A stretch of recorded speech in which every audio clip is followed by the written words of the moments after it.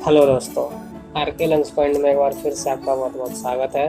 मेरा नाम है राहुल राज और मैं जो बिजनेस स्टडी की सीरीज लाया हूँ जो कि हिंदी वर्जन में है, 12वीं कक्षा वालों के लिए है और CBSE का सिलेबस है।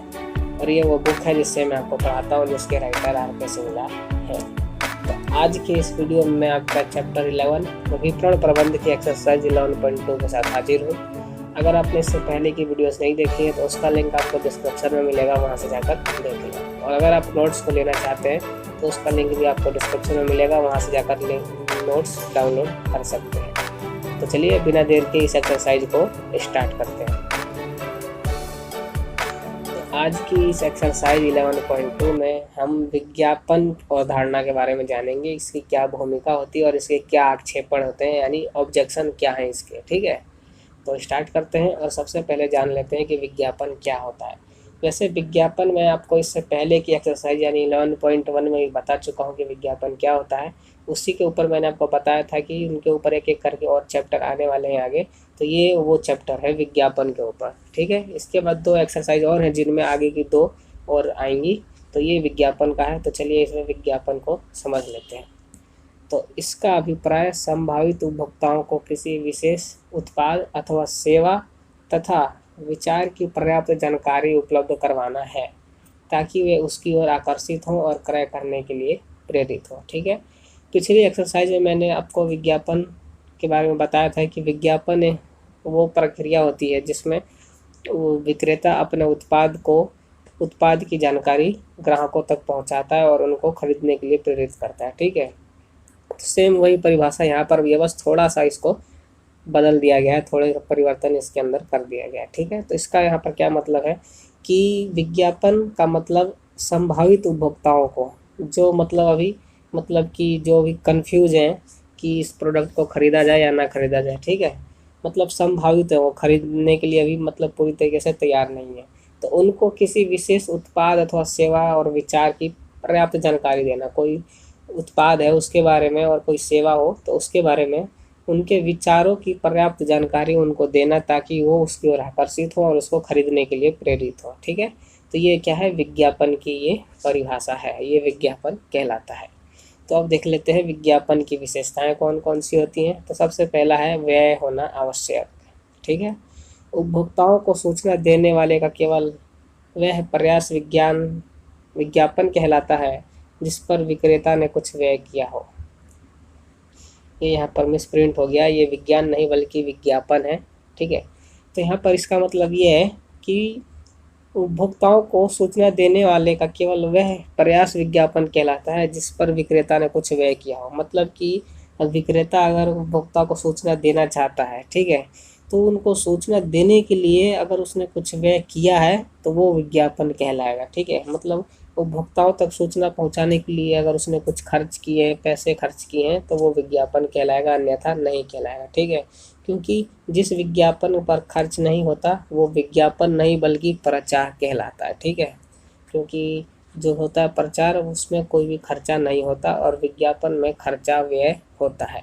तो इसलिए अगर आप विज्ञापन करते हैं तो इसमें व्यय होना आवश्यक है, क्योंकि अगर व्यय नहीं हुआ तो वो विज्ञापन नहीं कहलाएगा, वो प्रचार कहलाएगा।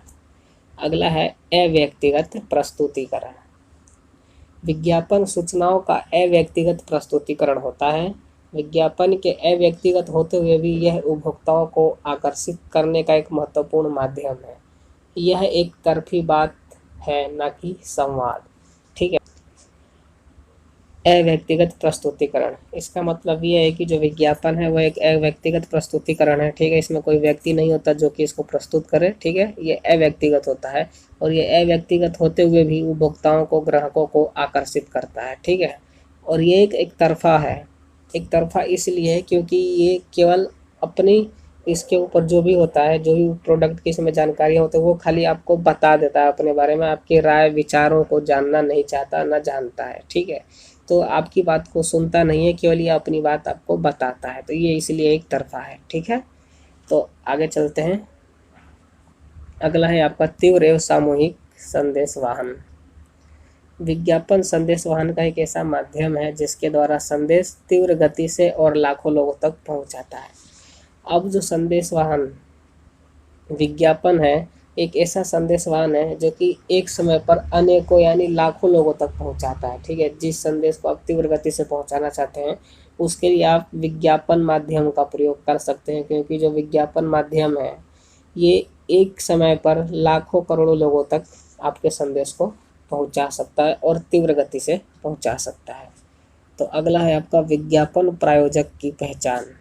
विज्ञापन करवाने वाली संस्था को पहचाना जा सकता है, यदि विज्ञापन प्रायोजक को पहचाना ना जा सके तो वह प्रचार कहलाएगा। ठीक है, जैसे मैंने पीछे आपको एक विशेषता बताई कि व्यय का होना आवश्यक है, अगर व्यय नहीं होता तो वो विज्ञापन नहीं, वो प्रचार कहलाएगा। ठीक उसी प्रकार अगर आप विज्ञापन करवाते हैं, कोई संस्था विज्ञापन करवा रही है और उस संस्था को पहचाना ना जा सके तो क्या होगा, वो विज्ञापन नहीं, वो प्रचार कहलाएगा। क्योंकि कोई भी संस्था है जो विज्ञापन करती है तो उस विज्ञापन के एंड में स्पॉन्सर्ड बाई करके अपना नाम देती है कि उस विज्ञापन को करवाया किसके द्वारा गया है। ठीक है, और जो प्रचार होता है, प्रचार में प्रायोजक का नाम नहीं दिया जाता, नहीं बताया जाता है कि ये प्रचार किसने करवाया है। तो ये प्रचार और विज्ञापन में डिफरेंस है।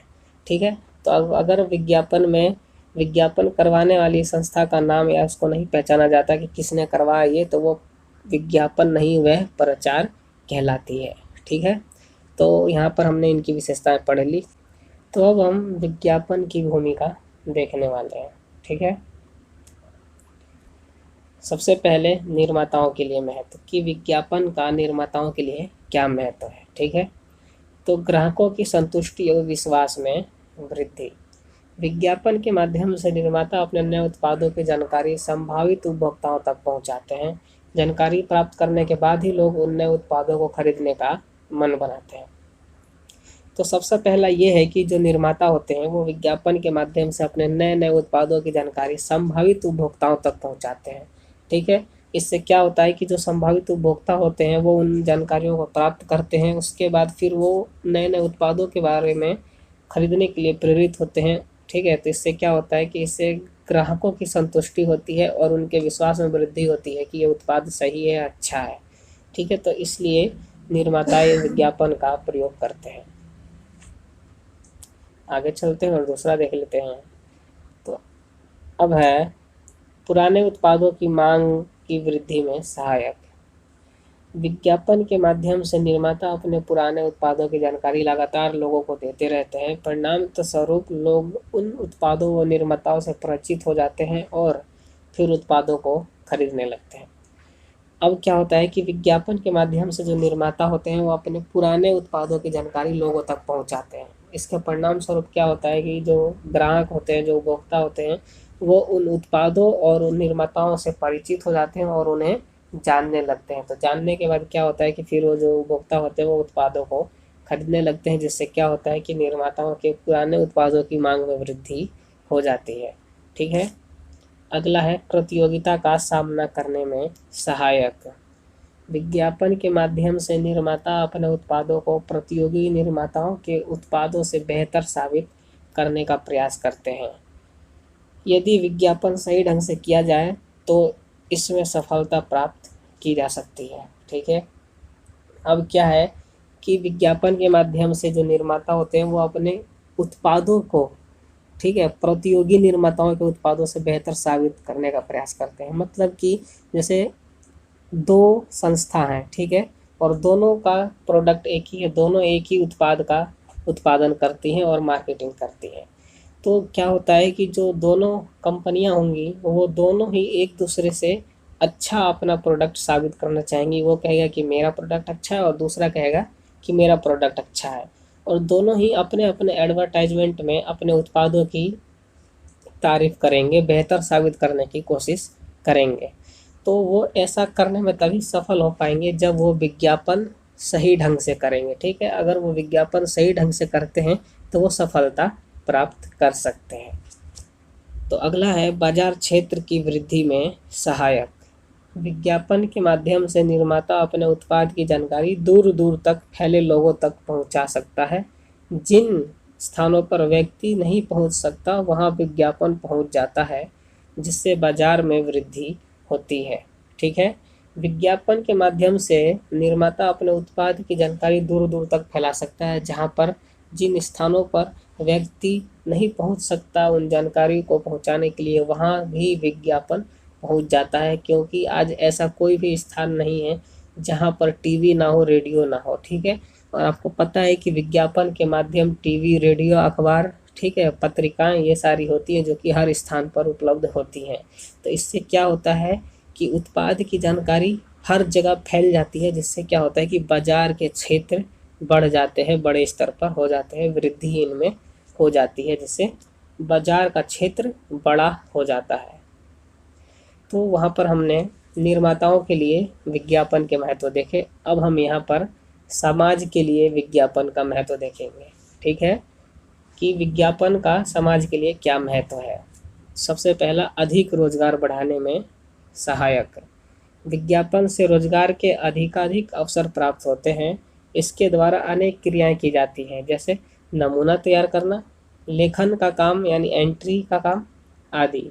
आज ये एक बड़े पैमाने पर किया जाने लगा है, जिसके लिए कई कंपनियां स्थापित की गई हैं। ठीक है, अब जो समाज के लिए इसका महत्व है, तो सबसे पहला ये है कि ये रोजगार के अधिक अवसर उपलब्ध कराता है। ठीक है, इससे रोजगार के अवसर उपलब्ध होते हैं, क्योंकि आजकल ऐसी कई कंपनियां हैं जो कि खाली विज्ञापन का ही काम करती है। उनको विज्ञापन के लिए ही कंपनियों को स्थापित किया जाता है, जिनमें काम क्या होता है, नमूने तैयार करना, सैंपल तैयार करना, लेखन का काम करना यानी एंट्री का काम करना। ऐसे छोटे मोटे काम होते हैं जो कि विज्ञापन के लिए किया जाता है। तो इसके लिए अलग से कई कंपनियां स्थापित की गई हैं, जिससे क्या होता है कि रोजगार के अवसर उत्पन्न होते हैं, बढ़ते हैं। ठीक है, तो दूसरा है आपका जीवन स्तर के सुधार में सहायक। विज्ञापन के माध्यम से लोगों को अनेक जानकारियां प्राप्त होती हैं, जिससे उनके जीवन स्तर में सुधार होता है। रोजगार में वृद्धि होने लोगों की रोजगार में वृद्धि होने से लोगों की आय में वृद्धि होती है, फलस्वरूप जीवन स्तर में परिवर्तन होता है। इसका मतलब ये है कि विज्ञापन के माध्यम से लोगों को जानकारियाँ प्राप्त होती है, बहुत सारी जानकारियाँ प्राप्त होती है। ठीक है, जिससे जीवन में सुधारात्मक सुधार भी होते हैं। और उनके अलावा विज्ञापन से लोगों को रोजगार मिलता है, और रोजगार के मिलने से उनके आय में वृद्धि होती है। आय में वृद्धि होने से क्या होता है कि उनके जीवन स्तर में परिवर्तन होता है। ठीक है, तो इसलिए ये समाज के लिए एक महत्व है विज्ञापन का। अगला है संदेशवहन के माध्यमों की जीवित रखने में सहायक। संदेशवहन के माध्यमों को जीवित रखने में सहायक। संदेशवहन के माध्यमों की आय का मुख्य स्रोत विज्ञापन ही है। यदि विज्ञापन समाप्त हो जाए तो संदेशवहन के माध्यम भी समाप्त हो जाएंगे। आपको पता है कि संदेशवहन के माध्यम क्या है। संदेशवहन के माध्यम के आय का स्रोत विज्ञापन है। ठीक है, विज्ञापन से ही संदेशवहन के माध्यमों को आय होती है। और संदेशवहन के माध्यम कौन कौन से हैं? टीवी, रेडियो, अखबार, ठीक है, पत्रिकाएं, ये सारी जो चीज़ें हैं वो क्या है, संदेशवहन की माध्यम है। और विज्ञापन इन्हीं माध्यमों द्वारा किया जाता है, जिससे इनको आय होता है और ये जीवित रहते हैं। अगर विज्ञापन समाप्त हो जाए तो इन सारी जो माध्यम है सारी की सारी समाप्त हो जाएंगी, क्योंकि जब विज्ञापन होगा ही नहीं तो इनका कोई यूज़ नहीं रह जाएगा। ये एक तरीके की वेस्ट मटेरियल बन के रह जाएंगे, तो ये भी समाप्त हो जाएंगे। ठीक, तो जब तक विज्ञापन है, जब तक संदेशवहन के माध्यम है। विज्ञापन समाप्त मतलब संदेशवहन के माध्यम भी समाप्त हो जाएंगे। तो दोस्तों, हमारे वीडियो को देखने वाले 80-90% ऐसे व्यूअर हैं जो कि हमारे चैनल को सब्सक्राइब करके नहीं रखते। तो आप लोग हमारे चैनल को सब्सक्राइब कर लीजिए, जिससे हम भी मोटिवेट होते रहें और आपके लिए लगातार वीडियोस लेकर आते रहें। तो केवल 10% ऐसे हैं व्यूअर्स जिन्होंने सब्सक्राइब कर रखा है, और 90% व्यूअर्स ऐसे हैं जिन्होंने सब्सक्राइब नहीं कर रखा। तो प्लीज़ आप लोग भी हमारे चैनल को सब्सक्राइब कर लीजिए, ताकि हम आपके लिए लगातार वीडियो लाते रहें। तो आगे चलते हैं। अगला है आपका स्वस्थ प्रतिस्पर्धा निर्माण में सहायक। जब कोई कंपनी अपने उत्पाद का विज्ञापन करती है तो उसका प्रयास रहता है कि उत्पाद की किस्म में सुधार किया जाए और मूल्य में कमी। इससे स्वस्थ प्रतिस्पर्धा का निर्माण होता है, जिसका लाभ पूरे समाज को होता है। ठीक है, तो जब कोई कंपनी अपने उत्पाद का विज्ञापन करती है तो वो क्या करती है, वो यह कोशिश करती है कि उत्पाद की क्वालिटी में सुधार किया जाए, ठीक है, और कीमत कम की जाए। इससे क्या होगा कि ज़्यादा से ज़्यादा उपभोक्ता ग्राहक इसकी ओर आकर्षित होंगे। अच्छी क्वालिटी का प्रोडक्ट कम मूल्य में मिले तो अधिक से अधिक ग्राहक चाहेगा उसको खरीदना, ठीक है। तो इससे क्या होगा, इससे स्वस्थ प्रतिस्पर्धा का निर्माण होता है और इसका लाभ पूरे समाज को होता है, ठीक है। अगला है देश के आर्थिक विकास में सहायक। आज विज्ञापन का प्रभाव देश की सीमाओं को पार कर विदेशों में पहुंच गया है, जिसके परिणाम स्वरूप निर्यात की संभावनाएं बढ़ी हैं, नए उद्योग धंधों का विकास होता है। विज्ञापन, मैंने आपको बताया कि विज्ञापन एक समय पर लाखों करोड़ों लोगों तक पहुंचता है, ठीक है। तो ये जो विज्ञापन होता है वो ज़रूरी नहीं है कि हमारे देश में ही हो, वो विज्ञापन क्या होता है कि पूरे वर्ल्ड में फैल जाता है, इंटरनेशनल लेवल पर विज्ञापन फैल जाता है, जिससे क्या होता है कि निर्यात की संभावना बढ़ जाती है। क्योंकि अगर हमारे देश का एडवर्टाइजमेंट, कोई हमारे देश का प्रोडक्ट है और उसका एडवर्टाइजमेंट किसी दूसरे देश में है और उनको वो पसंद आती है, तो वो हमसे क्या करेंगे, उस प्रोडक्ट का निर्यात करेंगे। तो हम यहाँ से जब निर्यात करेंगे तो उससे क्या होगा कि हमें विदेशी मुद्रा प्राप्त होगी, जो कि देश की आर्थिक विकास में सहयोग करती है, सहायक होती है, ठीक है। और इससे नए नए उद्योगों धंधों का विकास होता है, ठीक है। तो ये हमने समाज के लिए विज्ञापन के महत्व देखे। अब देखेंगे हम ग्राहकों के लिए विज्ञापन का क्या महत्व होता है। तो सबसे पहला है मूल्य में कमी। विज्ञापन से वस्तुओं की मांग में वृद्धि होती है, परिणाम स्वरूप उत्पादन बड़े पैमाने पर होने लगता है और उत्पादन लागतों में कमी आती है, फलस्वरूप उत्पाद का मूल्य में कमी आती है। मतलब इसका ये है कि विज्ञापन से वस्तुओं की मांग में वृद्धि होती है, ठीक है। जब किसी भी वस्तु का विज्ञापन करते हैं हम, तो लोग उसकी ओर आकर्षित होते हैं और ज़्यादा से ज़्यादा उसको खरीदते हैं। तो क्या होता है कि उसकी मांग बढ़ जाती है, जिससे क्या होता है कि जो निर्माता होता है वो बड़े पैमाने पर उत्पादन करने लगता है, और जब वो बड़े पैमाने पर उत्पादन करता है तो क्या होता है कि उसकी उत्पादन लागत कम हो जाती है, ठीक है। जब एक साथ बहुत ज़्यादा उत्पादन करता है तो उसकी उत्पादन लागत कम होती है, और उसकी उत्पादन लागत कम होने के कारण वो उत्पाद का मूल्य भी कम कर देता है, ठीक है। तो इसका ग्राहकों के लिए पहला महत्व ये है कि मूल्य में कमी आ जाती है, मतलब कि उत्पाद होता है जो सस्ता हो जाता है। अगला है विभिन्न उत्पादों का ज्ञान। विज्ञापन के माध्यम से ग्राहकों को नई नई वस्तुओं के बारे में जानकारी प्राप्त होती है, अतः ग्राहक सर्वश्रेष्ठ उत्पाद का चयन करता है।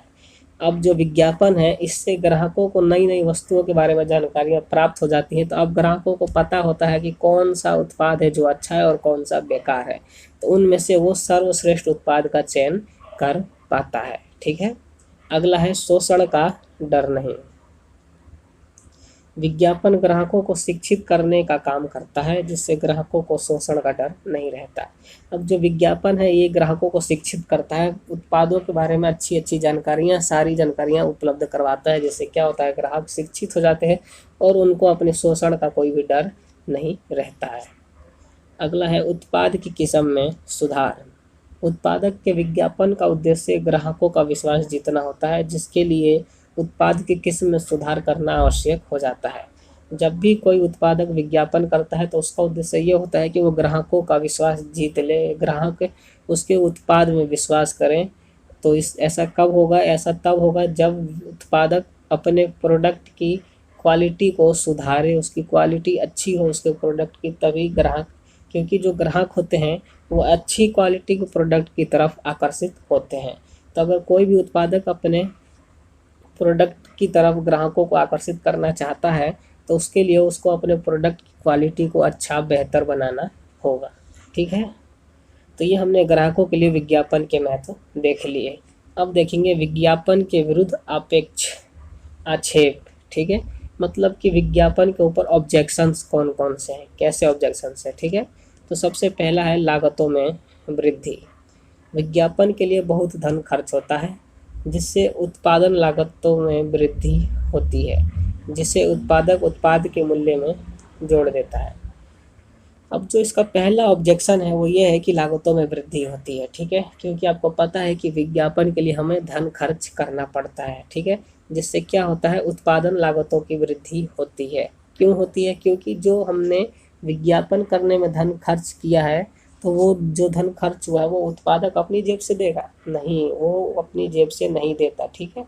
जितना भी खर्च हुआ है विज्ञापन में, वो जिस उत्पाद का विज्ञापन करने में खर्च हुआ है, वो खर्च, धन खर्च वो उसी उत्पाद में जोड़ देता है, और जब उत्पाद में जोड़ देता है तो उसके बाद उसकी लागत फिक्स करता है, उसका मूल्य फिक्स करता है कि कितना होना चाहिए। जैसे कि विज्ञापन को खर्च करने में, विज्ञापन के लिए उसका क्या हुआ कि 5 रुपये खर्च हुए, ठीक, और टोटल उत्पाद में लागत आई 4 रुपये, ठीक है, 5 4 9 5 रुपये उसके विज्ञापन के और 4 रुपये का वो उत्पाद प्रोडक्ट बन के तैयार हुआ, तो टोटल हो गया 9, और इस पर अगर उसे लाभ लेना है तो लाभ भी वो इसी में ऐड करेगा, यानी 9 और 1 10।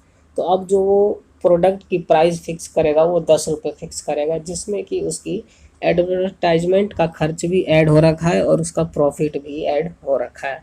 तो जो भी विज्ञापन पे धन खर्च होता है वो उत्पादक अपनी जेब से नहीं देता, बल्कि वो ग्राहकों को ही देना पड़ता है, ठीक है। तो अगला है सामाजिक मूल्यों की अवहेलना।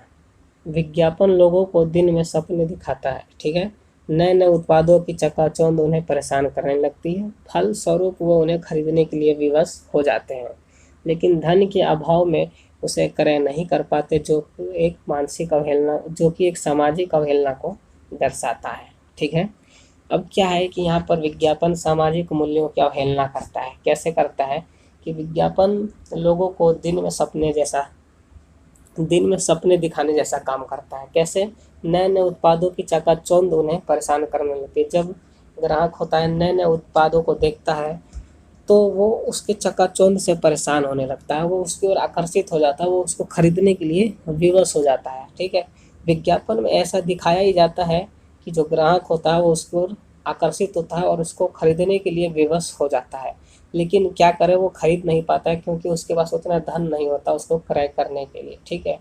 तो ये इसलिए एक मानसिक सामाजिक अवहेलना को दर्शाता है, क्योंकि ये समाज की अवहेलना करता है, ठीक है। क्योंकि समाज में ऐसे भी लोग होते हैं जो कि उन उत्पादों को खरीद नहीं सकते, फिर भी वो उनके विज्ञापनों को देखकर उनको खरीदने के लिए विवश हो जाते हैं, जिससे कि समाज की अवहेलना होती है। अगला है क्रेताओं को भ्रमित करना। विज्ञापन में कई बार सच्चाई को तोड़ मरोड़ कर दिखाया जाता है, जो ग्राहकों को भ्रम में डालने का काम करता है, ठीक है। क्योंकि कई बार उपभोक्ता विज्ञापन के झांसे में आकर उत्पाद क्रय कर लेता है, बाद में उसे सच्चाई का पता चलता है। जो विज्ञापन होता है वो सच्चाई को तोड़ मरोड़ कर दिखाता है, ठीक है, कभी भी विज्ञापन में सच्चाई को नहीं दिखाया जाता है, ठीक है। तो क्या होता है इससे कि जो ग्राहक होते हैं वो भ्रम में पड़ जाते हैं, उनको समझ में नहीं आता कि कौन सा प्रोडक्ट खरीदना चाहिए और नहीं, क्या ये सही है या क्या नहीं है। तो कई बार उसके विज्ञापन के झांसे में आकर उपभोक्ता उत्पाद को खरीद लेता है। क्या होता है, खरीदने के बाद उसको उसकी सच्चाई का पता चलता है, फिर क्या होता है, वो पछताता है खरीदने के बाद, क्योंकि जो कंपनियां सच्चाई को तोड़ मरोड़ कर दिखाती हैं वो कभी भी प्रोडक्ट को रिटर्न नहीं करती, ठीक है। तो इसलिए कभी भी विज्ञापन के झांसे में नहीं आना चाहिए, ठीक है। अगला है घटिया उत्पादों की बिक्री को प्रोत्साहित करना। विज्ञापन में प्रत्येक विक्रेता अपने उत्पाद को बढ़िया और बढ़ा चढ़ा कर बताता है, अतः क्रेता यह निर्णय नहीं कर पाता कि वास्तव में कौन सा उत्पाद बढ़िया है। अतः कई बार पूरे दाम पर अच्छी क्वालिटी का माल भी नहीं मिलता। अब क्या है, विज्ञापन में प्रत्येक विक्रेता क्या करता है, अपने उत्पाद को बढ़िया और बढ़ा चढ़ा कर बताता है ताकि क्रेता यह उसको खरीद सके। लेकिन क्या हो जाता है यहाँ पर, क्रेता यह निर्णय ही नहीं कर पाता कि वास्तव में प्रोडक्ट कौन सा बढ़िया है, क्योंकि एक विज्ञापन में देखा उसने कि ये प्रोडक्ट अच्छा है, वही प्रोडक्ट उसने दूसरे विज्ञापन में देख लिया, वो और भी उसमें अच्छा बताया गया है। तो इससे क्या होता है कि इससे जो क्रेता होता है वो भ्रम हो जाता है, भ्रमित हो जाता है, भ्रम में पड़ जाता है, उसको समझ में नहीं आता कौन सा प्रोडक्ट वो खरीदे। कई बार क्या होता है कि वो पूरे दाम पर, और एक तो जो विज्ञापन में दिखाया जाता है उसमें कोई भी छूट या कोई डिस्काउंट भी नहीं देते, पूरे दाम पर उसको खरीद लेते हैं, फिर भी उनको अच्छी क्वालिटी का माल नहीं मिल पाता। ठीक है, तो इससे क्या होता है कि घटिया उत्पादों की बिक्री को बढ़ाया जाता है। और लास्ट है आपका, कुछ विज्ञापन रुचिकार नहीं होते। कई बार एक विशेष वर्ग को आकर्षित करने के लिए विज्ञापन में अभद्र भाषा चित्रों का प्रयोग किया जाता है, जो किसी दूसरे समुदाय के लिए अपमानजनक हो सकता है।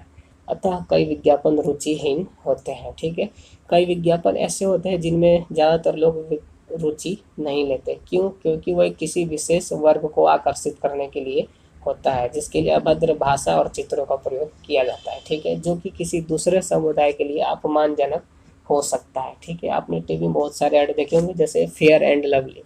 फेयर एंड लवली कई समुदायों को अपमानजनक भी हो सकता है। ठीक है, और कई समुदाय हैं जिनको लिए वो आकर्षित करने के लिए बनाया गया है। तो ये फेयर एंड लवली हो गया। और भी एडवर्टाइजमेंट होती हैं जो कि एक समुदाय के लिए अपमानजनक होती है, तो दूसरे समुदाय के लिए आकर्षित करने के लिए उसको बनाया जाता है। ठीक है, तो इसीलिए जो भी है ऐसे एडवर्टाइजमेंट, उन पर ज़्यादा कोई रुचि भी नहीं लेते। ठीक है, जिस समुदाय के लिए वो बनाया जाता है केवल वही समुदाय उसमें रुचि लेता है, बाकी का कोई भी उसमें रुचि नहीं लेता। इसीलिए कहा गया यहाँ पर कि कुछ विज्ञापन होते हैं जो रुचिहीन होते हैं, उनमें कोई ज़्यादा रुचि नहीं लेने वाली बात होती है। ठीक है, तो ये आपका यहाँ पर ये एक्सरसाइज 11.2 यहाँ पर समाप्त हो गई। तो मैं आशा करता हूँ कि अब आपके मन में कि विज्ञापन को लेकर कोई भी संदेह नहीं होगा। अगर है अभी भी कोई तो कमेंट करिए, कमेंट करके बताइए कि क्या आपके मन में संदेह रह गया है विज्ञापन के बारे में, तो मैं उसको और भी अच्छे से डिस्क्राइब करने की आपको कोशिश करूँगा, अच्छे से समझा सकूँ। तो मैं आशा करता हूँ आप अच्छे से समझ गए होंगे। अगर आप हमारे चैनल से जुड़े रहना चाहते हैं तो हमारे चैनल को सब्सक्राइब करें और बेल आइकन को प्रेस कर लें, ताकि मैं जब भी वीडियो को अपलोड किया करूँ तो उसका नोटिफिकेशन आप तक पहुँच सके। और कमेंट करके ज़रूर बताएं कि वीडियो कैसी लगी, समझ में आई नहीं आई। ठीक है, और शेयर ज़रूर करें वीडियो को। अगर आपका कोई दोस्त है जो बिजनेस स्टडी हिंदी मीडियम में पढ़ना चाहता है तो उसके साथ शेयर जरूर कर दें। और अंत में एक लाइक जरूर करना, वीडियो समझ में आई हो, अच्छी लगी हो तो ठीक है, नहीं लगी हो तो भी कर देना, क्योंकि एक लाइक से आपका किया जाता है। तो आज की वीडियो में बस इतना ही। अगली वीडियो में आपके अगली एक्सरसाइज के साथ मैं दोबारा हाजिर होऊंगा। तब तक के लिए गुड बाय।